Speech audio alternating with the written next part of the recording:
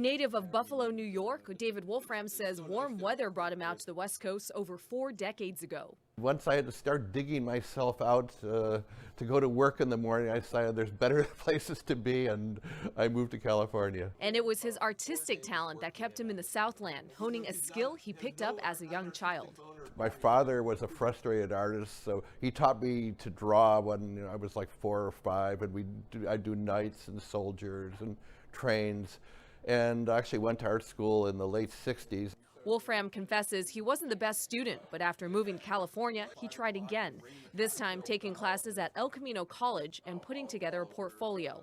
He got accepted into Art Center College of Design in Pasadena. There I actually applied myself and graduated with distinction and went immediately from Art Center into working design products at Mattel. The Excellence in Arts winner has since retired from Mattel and spends his time painting familiar landscapes. I paint up a lot in Palos Verdes. I love Madrona Marsh and Torrance, especially now that we're starting to get some rain again. It's a really beautiful place. But I also like to travel. I do a lot of road trips and the Southwest, up to Monterey. He uses oils and pastels to paint scenery in an impressionistic style. I tend to be a little tighter in my studio paintings. I do a lot of plein air paintings, and they tend to be a little bit looser because you have to work a lot quicker when you're doing plein air. That means painting on location, something Wolfram can't always do. A lot of times, a lot of things I like to paint are either early morning scenes or things right around sundown, and there's no way you can actually set and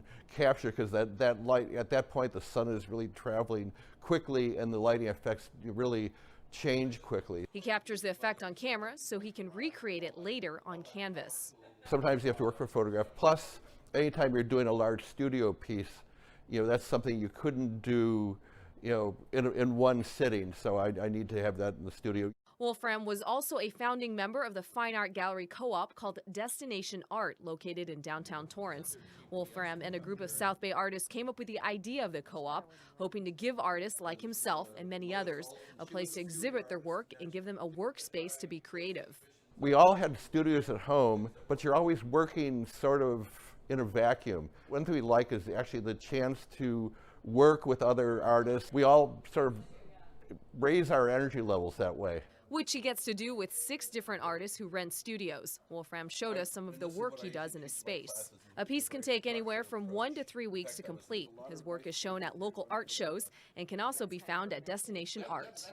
I sort of reserve the gallery for maybe a little bit more experimental work that I don't bring out to my shows, so it's a chance to see another side of me. I like painting old trucks. Done a lot of those over the course of the years, big ones and small ones.